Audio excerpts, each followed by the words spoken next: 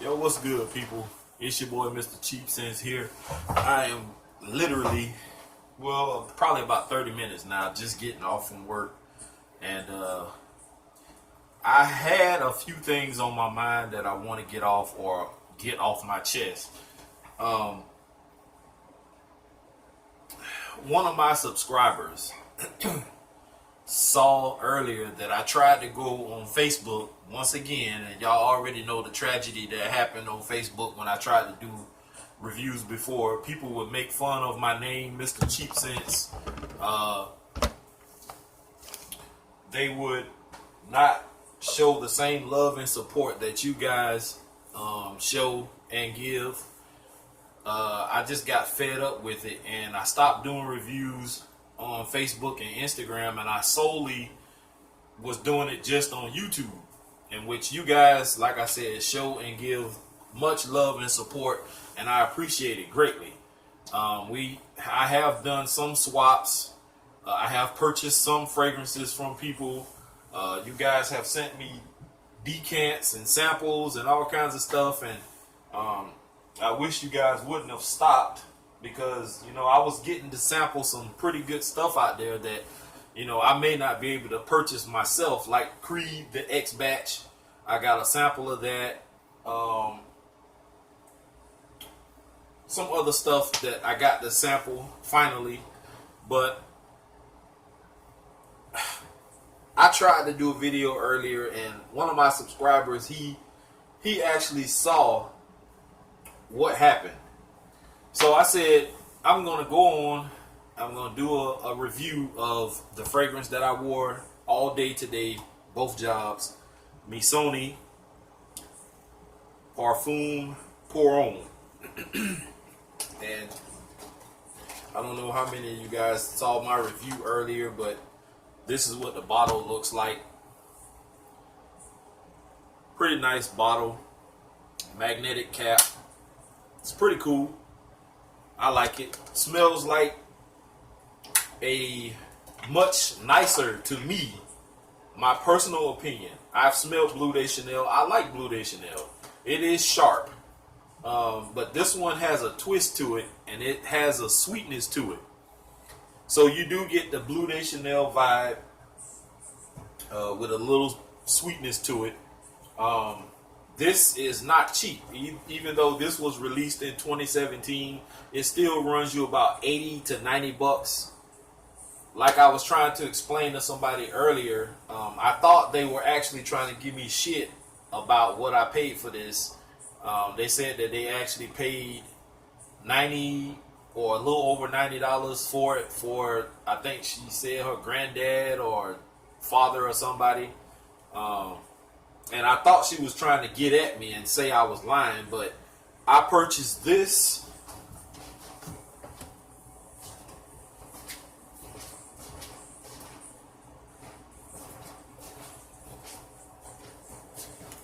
My intent was to go to Belk's and purchase the Platinum Chanel, but I had this Allure Homme Sport Eau Extreme, and I had the Platinum Chanel, and the guy was like, you don't need two freshies, which I shouldn't have let him talk me out of it, but he said, you don't need two freshies. He said, how about let me let you smell this one and see what you think.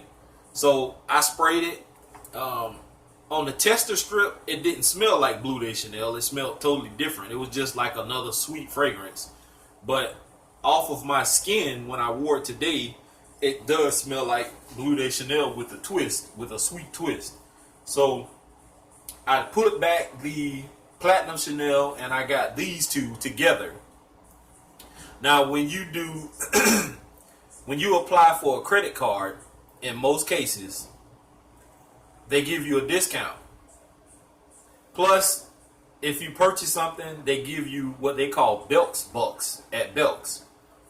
And I used the Belk's Bucks plus the discount they gave me for applying for the card. Of course, they denied me for the credit card, but I still got the discount, and I got both of these fragrances for like $80 something and some change. like $87 or $88, something like that, and some change for both of these, not just one. And you know how pricey Chanel can be. And this was the cheaper version of Chanel because it is actually the 50 ml. So with that being said, I go on Facebook. I start doing my live video. And I have a brother and a sister that lives in, well, they were in Gary, Indiana. I don't know where they living at now. They might have moved, or they might be in the same area still. But whatever the case may be, I've never met them except for on video chat and maybe talking on the phone. And I'm still the oldest out of all kids, the ones on my mom's side and the ones on my dad's side. So, soon as I start my video, my little brother jumps in, and the first thing he says is, "Bro, what are you talking about?"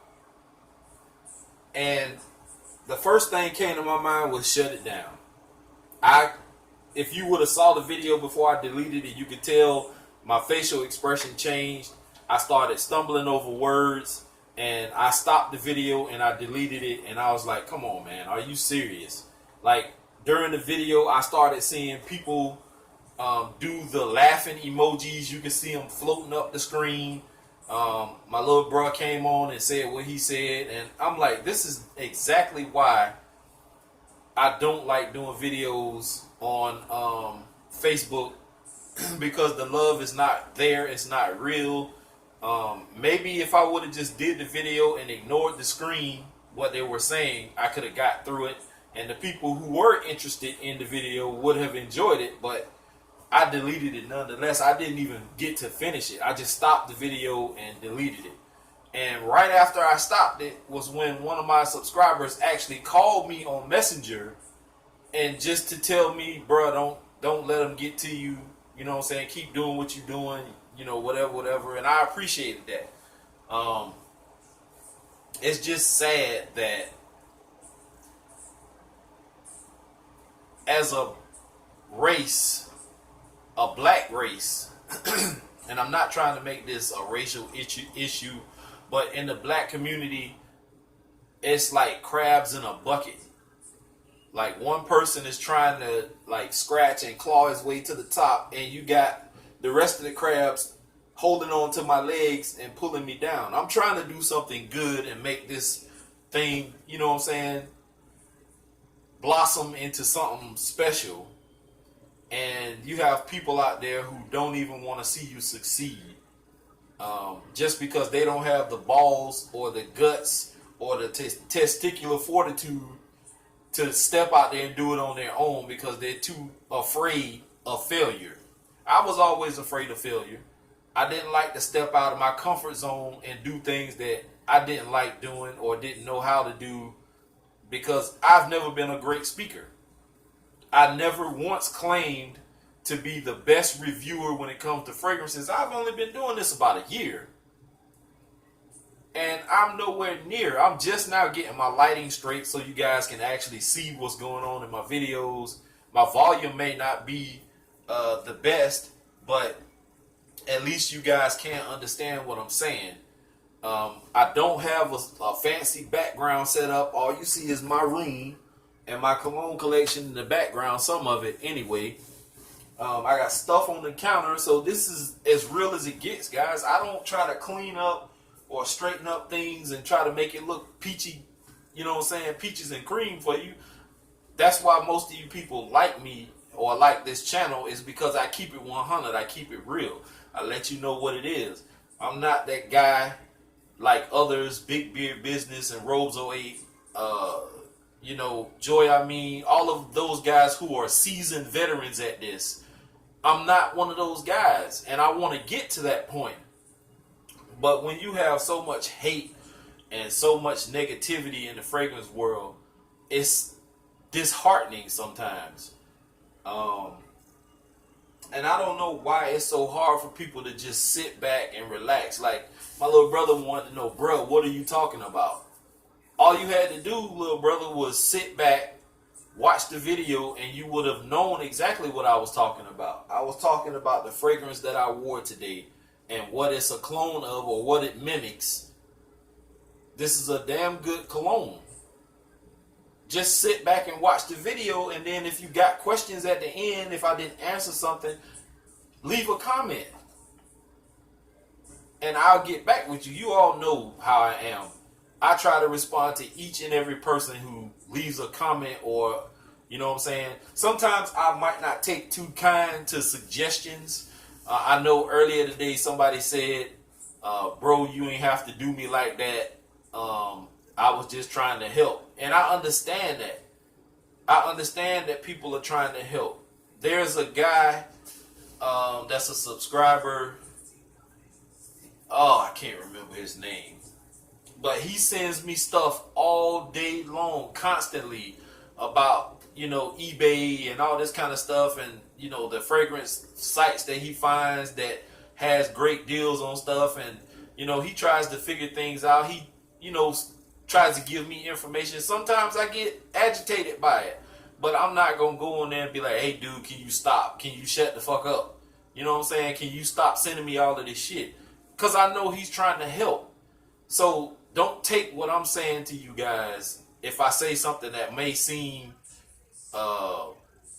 like I'm agitated or whatever, don't take it the wrong way. Sometimes I just don't, I'm not in the mood to hear each and every little thing that I do wrong or that I don't know. Like the fragrance that I did a review on, the Swiss Arabian, when I did that video, that first impression video, and I didn't say the name of the actual fragrance, I didn't know how to pronounce it, and I just didn't say that in the video. I just said Swiss Arabian, and lo and behold, like I said in the video, somebody's gonna come in and correct me, and that's what happened. Somebody said, hey bro, Swiss Arabian is the name of the maker, what's the name of the cologne? And I'm like, oh my God, it's not that serious, but I understand where you guys are coming from. If I'm going to put the content out, at least be man enough to get it right.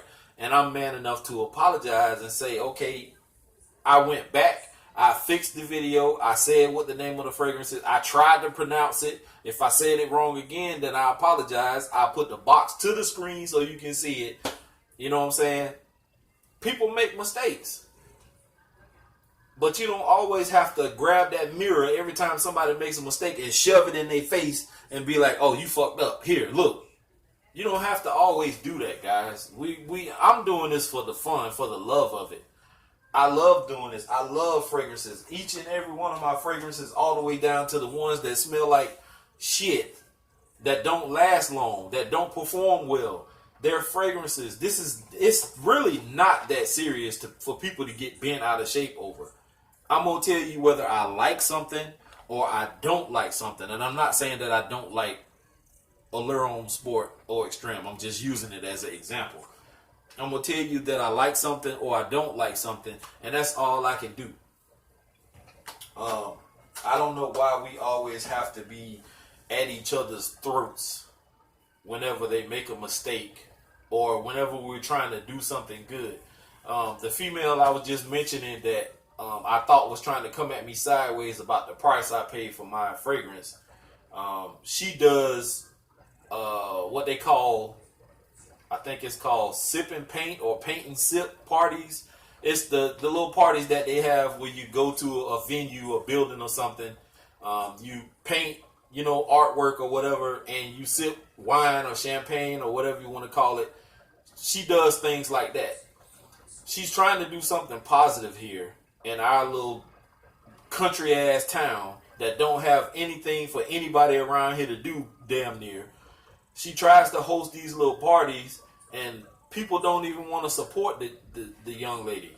She's doing something positive. But if it was somebody out there doing something wrong, you wouldn't even say nothing about that. But you'd be all out in the street trying to see when the police come what's going on. You can gather up for that, but you can't gather up to come support somebody who's trying to do something positive and something fun. So I don't know what the deal is with people, man. I mean, this world is so messed up and so, you know, upside down. It's a shame, man, that we can't even support one another. Um, like the whole Nipsey Hussle situation. And I don't know much about what happened. I just know the man is not here with us anymore. And it's sad that this man was trying to do something good in his community.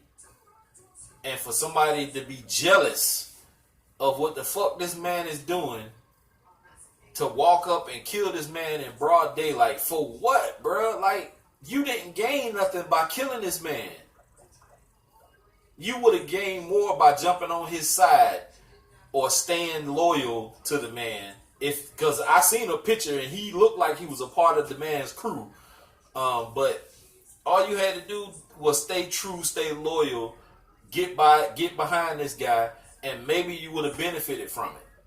Instead, you just lost your life because you got caught by the cops. You finna probably do prison time, life in prison, or the death penalty, depending on whatever it is. I don't even know if the death penalty is still legal these days, but it should be, especially for molesters. But I just don't understand the way of the world, man. Like, things used to be so simple. Yeah, back when I was growing up in the 70s, 80s, and 90s, and the early 2000s, things were, well, I'll say the 70s, 80s, and the early 90s. Because there was a period like around 90, after 96, where things start changing. But you know, the world is a lot different now. We had crime, but it wasn't as bad. It wasn't as violent. It wasn't as brutal as it is now. I mean, yeah, back in the 70s or whatever, they did have gangs in certain cities or whatever, and it was bad back then. But where I lived in the smaller towns, like I'm from Alabama. Excuse me, I'm from a small town called Castleberry, Alabama. And it's in between Bruton, Alabama and Evergreen, Alabama. And on one side you have Montgomery, Alabama. The other side you have Pensacola, Florida, Atmore. I can't remember all the little cities and towns, but Birmingham and all of that. It's around in that area, like a few hours away from Montgomery and Birmingham or whatever. But very small town. One caution light. It's not big at all, period. Like, if you passed through and you went through that caution light, then you were damn near in the next city already. Very tight-knit community, damn near. We had probably, let's see, the church we went to, there was another black church not too far from where we live, like right down the hill from where I live. There probably was like about three, maybe four churches in the town. One school, which was literally elementary, middle, and high school until they divided it, and it was just elementary and middle school. They divided the high school and put it in the next town over, which was Evergreen. And then you had two other schools, which was W.S. Neal and T.R. Miller, in the city that my cousins were from. But it was very close and tight-knit. And if I got in trouble for doing something wrong and my grandparents weren't around to see me or to be there when I got in trouble, then Miss Sally Mae or Miss Juna Berry or whatever the hell their name were back in the day saw me, they had permission to whoop my ass. And then when I got home, my grandma would whoop my ass. And then when my granddaddy got off from, the paper mill, he would whoop my ass. So anytime I got in trouble, no matter where I was at, if somebody knew me, they had permission to beat my ass and make me go sit down somewhere until somebody came and picked me up, or they brought me home, me, my sister, and my younger uncle. So things were a lot different. And now you can't even discipline your kids as far as like whooping them with a belt or you know what I'm saying, putting your hands on them, because you run the risk of having social services come to your house or the police come and arrest you. But then you turn around and when you don't do anything to discipline your kids, then the police pick them up and the judicial system says, well, you're unfit to be a father or a mother, in which I'm not saying that this happened to me because I'm divorced and we still have our kids, nothing like that. But I'm just using it as an example. They say you're unfit because you're not trying to discipline your child to make sure they stay out of trouble. Okay, well, what you think works for me may not work for me, because you can put your kid in timeout. You can put your kid in the corner. You can make your kid go to his room.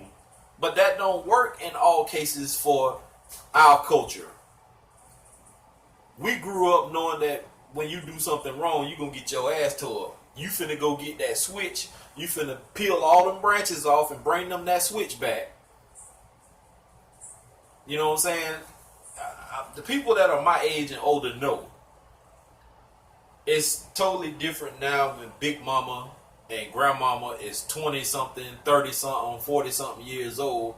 These kids don't have nothing to fear because they know, number one, most of the time, you're not going to be able to put your hands on them. Number two, they know that Big Mama is the same one that's going to be in the club with them on Friday and Saturday night, partying and drinking and smoking weed or popping Molly or whatever the hell people do these days. They don't care. You take their game from them, you take their phone from them, and they don't give a shit. 9 times out of 10, you ain't even gonna be around during the day. You're gonna be at work. Like right now, kids are out of school. So if one of them is supposed to be on punishment and you living in a single parent home and the parent is not there, who's gonna stop them from going outside?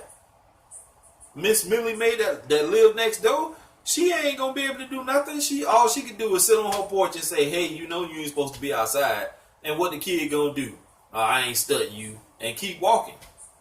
She can't get off her porch and go whoop your ass and make you get back in the house because she can't touch you.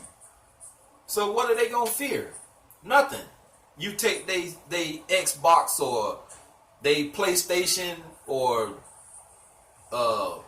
Moon Station or whatever the hell station that's out now. You take it from them, you take their phone from them, and they already know. Like a couple days later or a week later, they're going to have it right back. Or when you leave and go to work, they're going to pick your lock in your room and go get it out your room. And probably try to put it back unless they don't give a damn, and then they just take it and keep it. And don't give a damn whether you say, well, what the hell you broke in my room for? And took, like, them kids, these kids don't care, man. It's just not the same. And I know I kind of got off subject, but it's just a shame that people don't support you.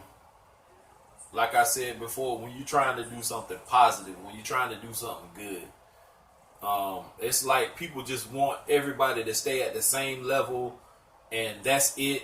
Or there can only be one person sitting at the top making all the money while everybody else is down here struggling. So if you make it out of the hood and you doing good for yourself, what's the harm in telling people who are under you the keys to success?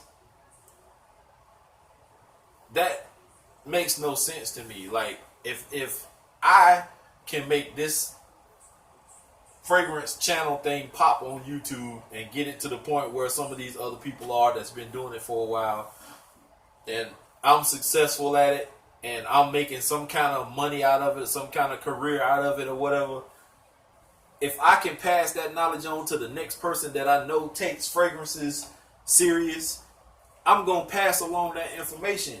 And it's not always all about trying to make $1 off the knowledge that you know. I heard something about that on either Facebook or somewhere where somebody posted something about whenever somebody else makes it big, they want to charge for the information, the knowledge that they're going to give back to the people who want to know about it. So now you're going to write a book or have some kind of listening CD or some kind of web page where you got to pay to get information and get rich hand over foot. I don't see what's wrong with, you know what I'm saying, passing that knowledge on. You're already making money. You already made it. How much more money do you expect to make? It's enough money out here for everybody, so why not just pass that knowledge along and say, here you go, young fellow, or here you go, young lady. This is how I made my millions by doing these particular steps. You give them that knowledge and then see if it works for them. It may not work for them. So I don't understand it. It really pisses me off to the highest of pistivity. The fact that, you know, I've tried twice to go on Facebook and do reviews, and people just think it's funny and ha ha ha, he, ho ho ho, and a bottle of La-Ti-Das and all that kind of shit. I just don't understand it, man. I don't get it. I really don't. I don't understand what you get out of hating on the next person or not supporting somebody. I'm passing knowledge on to you. It saves people from running out and buying fragrances that may not be worth shit. And I'm not saying that these aren't shit once again. I'm just using it as an example. If I go out and buy Allure shit, this is not the name of the fragrance, it's Allure Sport, which is a great fragrance, by the way, but I'm just using it as an example again. If I go out and buy Allure shit, and I open this up and I spray it, and it smells like raw sewage, and I say, hey, I don't think you guys should buy this one, yada, yada, yada. Of course, you're going to make your own decision as to whether you're going to try it or not. But at least I just gave you a heads up to say, hey, you know what I'm saying? I bought this. I didn't like it. It's not my thing. It doesn't last long. And it may not last long because of my skin, my body chemistry or something like that. And which I get that. But I'm still going to warn people that, hey, this smells like cow manure in the summertime. Stay away from it.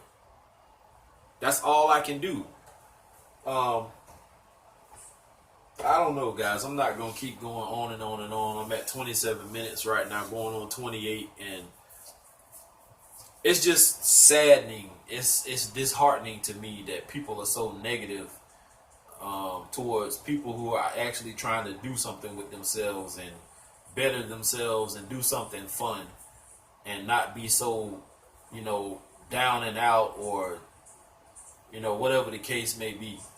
So I just think we all need to stick together, support one another, keep showing that love, and your boy is signing off. Peace.